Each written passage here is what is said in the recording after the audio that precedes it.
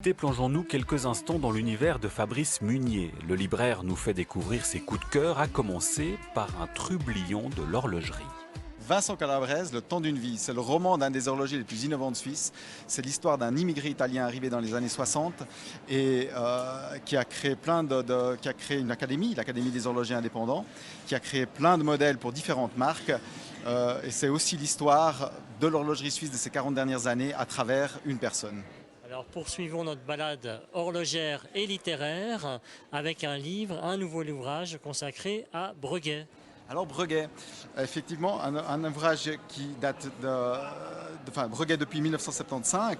C'est un ouvrage qui va relater toute l'histoire depuis cette époque jusqu'à nos jours, en incluant aussi l'arrivée du Swatch Group, très enrichi des pièces mythiques de cette marque, avec un lexique sur la fin qui est absolument complet et très instructif.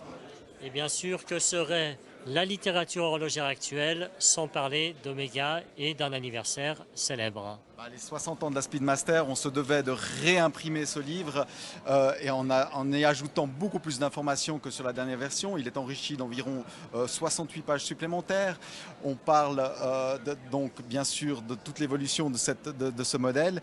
Et nous avons deux nouveaux contributeurs, Petropapas, qui est le conservateur du musée Omega, ainsi que Jim Ragan, qui est un ingénieur de la NASA et qui était à la base, c'est lui qui a choisi finalement cette marque pour le programme de la NASA. On se réjouit de lire tout ça. Merci beaucoup Fabrice. Oh, oh.